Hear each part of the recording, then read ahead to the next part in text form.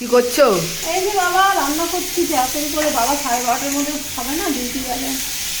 ভাত হয়ে গেছে, ওদিকে হয়ে গেছে ঢেঁড়স আলু ভাজা, এই যে ঢেঁড়স আলু ভাজা হয়ে গেছে।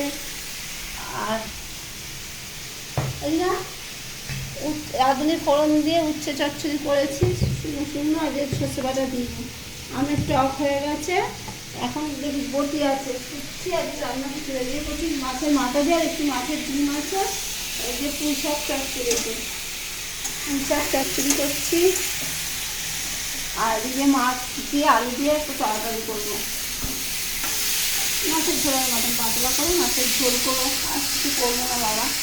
ভাত হয়ে গেছে, দেরি হয়ে গেছে অনেক, তাও 10:30টার সময় রান্না বসিয়েছি। যেমন দাদাভাই বাজার নিয়ে এলো, দাদাভাই দিয়ে ছেড়ে দিয়ে ওদের আমমুড়ি দিলাম, ওরা বলে আমুড়ি না, ঠিক আছে আমুড়ি খেয়ে না, ওরা আমমুড়ি খেলো। দিয়ে একদিকে কুটছি একদিকে রান্না করছি,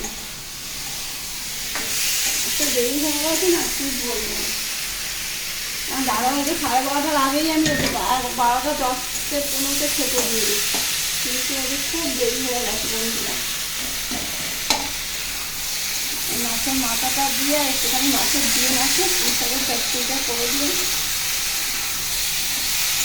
এই চচ্চড়ির মধ্যে দিয়েছি একটু পাঁচফোড়ন, শুকনো লঙ্কা ফোড়ন, পেঁয়াজ রসুন দিয়ে আলু পটল, পটল ছিল একটু আলু পটল কুমড়ো বেগুন সব দিয়ে একটু ভাজা ভাজা মতো করে নিলাম।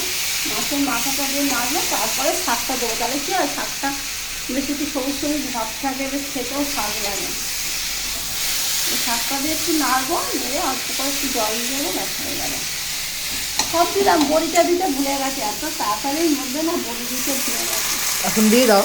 এখন দিলে হবে না, আমার খুব ঝালতে হবে, খুব ভালো হয় না। এখন আমার জল খাবার খাওয়া হয়নি, সময় পাচ্ছি না, ছাড়ে যে সেই সময়টুকু পাচ্ছি না। এখন ঝোলের আলু কুটিনি, আলু কুটবো দিয়ে ওদিকে ওটা হোক, ওদিকে ঝোলটা বসাতে হবে। ঠিক আছে বন্ধুরা, রান্না করে নিই, আবার পরের ভিডিওতে দেখা যাচ্ছে। টাটা।